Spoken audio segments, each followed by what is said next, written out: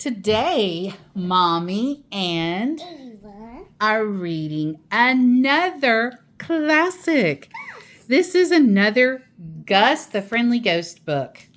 I had older brothers, and when I was little, this was their book when I was really little. So I grew up again looking at Gus the Friendly Ghost books. And this one is called Gus and the Baby Ghost by Jane Thayer. Pictures by Seymour Fleischman. Seymour Fleischman. Gus the Ghost and Mr. Frizzle ran the historical museum.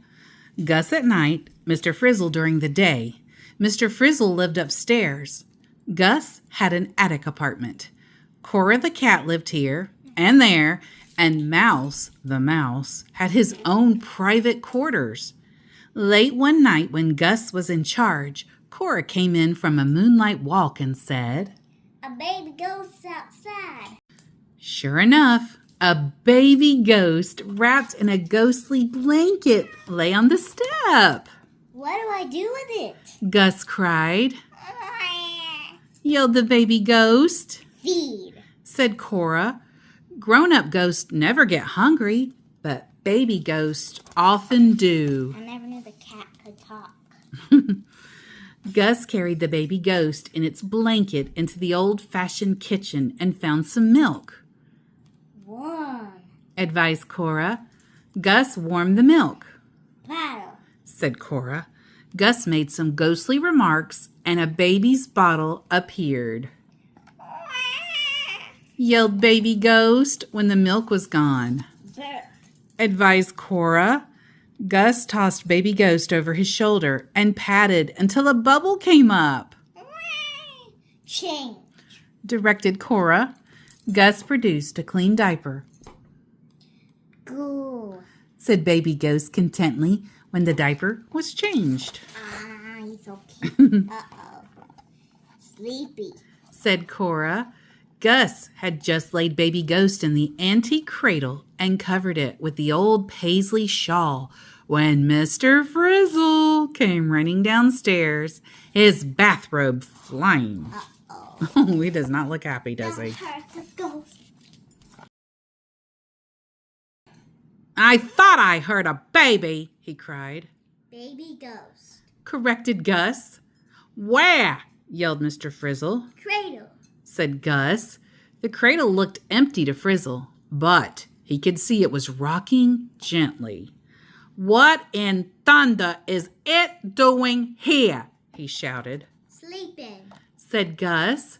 Mr. Frizzle, who had a terrible temper, began to shout and tell Gus he wouldn't have a baby ghost in his museum. Gus began to shout back, not knowing what else to do. Cora went under the Boston rocker, and Mouse scurried into the wall. Baby ghost waked up with all this noise and yelled. Cora yowled. Mouse snarled. "Stop!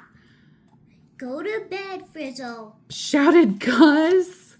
Now they're going to wake up the baby. Finally, Mr. Frizzle pounded upstairs. When he had gone, Gus sat down with a sigh of relief in the Boston rocker, and Cora leaped onto his lap. Gus rocked the cradle until baby ghost fell asleep. Gus understood how Mr. Frizzle felt. Frizzle was proud that many people came to see the museum, and he didn't want anything to frighten them. Gus kept out of the way, but a crying baby ghost might not. "I'll do something tomorrow," thought Gus. He fell asleep, rocking the cradle. Baby ghost slept, and Cora slept. Only Mouse whisked about busily, looking for a crumb of something. When daylight came, Gus warmed another bottle for baby ghost. "Bath," Advised Cora. Gus got a baby's bathtub and filled it with warm, ghostly water. Baby ghost was so cute, splashing and happily gurgling, that Gus began to feel happy himself. When he had it all dry and smelling of ghostly talcum powder, he decided he would like to keep this little baby ghost. but I can't keep it in my attic apartment. He told himself. I have to sleep in the cradle. Besides, my ghostly bones are too old to run upstairs with bottles. He carried Baby Ghost back to the old cradle. Cried Baby Ghost, who was hungry again. Down came Frizzle, filled with fury. It's still here? He cried. Shh, said Gus. Call the police, shouted Mr. Frizzle. Very funny, said Gus. Yelled Baby Ghost. Cora, break this up. Mr. Frizzle called the police himself. Wonder why he called the police to get a baby ghost. The only crime she did was be cute. There's a baby ghost at the historical museum. Come and get it. Beg pardon, said the police.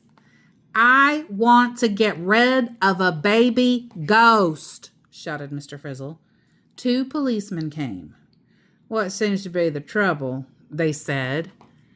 We've got a baby ghost, said Mr. Frizzle. Are you feeling all right, Mr. Frizzle? Asked the police. I feel fine, shouted Frizzle. Well, show us this baby ghost, said the policeman politely. But Gus had decided that he was going to scare the policeman away. He raced upstairs and brought down his bang clank equipment, which he kept in case somebody wanted to hear a ghost clinking around. Bang clank, went Gus on his bang clank equipment. Yelled Baby Ghost at the noise. The policemen turned pale and bumped into each other, rushing out the door. Wow. Just then, an early visitor arrived. Keep that kid quiet, hissed Frizzle. Gus snatched Baby Ghost from the cradle and gave it a bottle. He sang a ghostly lullaby until it went back to sleep. Frizzle felt calmer when the visitors left without knowing they had a baby ghost. He said in a reasonable voice, Now, Gus, you know you got to get rid of it. If I'll keep it quiet, Gus thought craftily. Frizzle will never know it's here. Leave it to me, Frizzle, he said, and Mr. Frizzle went off reassured. Then Gus got a book on the care and feeding of baby ghosts. He ordered milk from the milkman and put in supplies of baby food, ghostly diapers, and talcum powder to keep Baby Ghost comfy. He found a ghostly rattle and other toys to keep it amused. He oiled the antique music box so it played tinkly tunes that Baby Ghost liked to hear. Baby Ghost was content and didn't cry. But one day, Mr. Frizzle, who thought the baby ghost was gone, happened to be passing the cradle when he heard a soft... He stopped short and stared at the cradle. You didn't get rid of it, he shouted. Yelled Baby Ghost, alarmed at the noise. Yelled Cora, alarmed by Baby Ghost. Listen, Frizzle, Yelled Gus. Uh-oh. Then he lowered his voice. If you would control your temple, everything would be fine.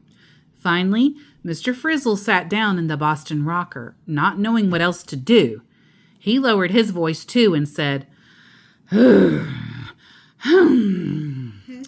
He stared at the cradle, which still looked empty to him. Do you swear it won't cry and ruin business? He demanded. If you don't come roaring around, reported Gus. Said Mr. Frizzle. Then Gus put up a large sign. Quiet, please. To remind Mr. Frizzle. Mr. Frizzle began to talk to visitors in hushed tones. He stopped shouting at Gus. He didn't even say, because he didn't want to make Baby Ghost cry and alarm the people. But Gus saw him glance at the cradle sometimes, and he knew Mr. Frizzle was nervous. Gus and Baby Ghost are so cute. They're very cute. One day, Mr. Frizzle was telling a lady visitor in hushed tones so he wouldn't wake Baby Ghost. This is an antique cradle, Suddenly, Mr. Frizzle, the visitor, and Gus, who was nearby, were startled to hear quite plainly, "Have you got a baby ghost?" the lady cried. "Certainly not," cried Frizzle. "Oh, I wish you had a baby ghost," said the lady sadly. Frizzle looked at the lady in surprise. He eyed her suspiciously. Was she joking? He liked to please the visitors to his museum. So finally, Frizzle said cautiously, "Oh, we might have a small baby ghost." The lady rushed off to tell her friends that this wonderful, delightful, historical museum had something very special. A real baby ghost. He never said it was real. Well, I mean, it's a baby ghost. Soon, crowds of people came, tiptoed in, and stood around waiting to hear the baby ghost in the antique cradle under the old paisley shawl say, "Oh, look how happy Gus looks." Gus is adorable. "Your baby ghost sounds so happy," everyone whispered. Mr. Frizzle proudly whispered back, "Our baby ghost has a happy home, that's why." Before long, Baby Ghost was a permanent member of the household. Sometimes, when the museum closed after a busy day, Mr. Frizzle sat down in the Boston rocker in a rare good humor. Cora leaped onto his lap. Mouse kept as quiet as a mouse. Mr. Frizzle rocked the cradle. Aww.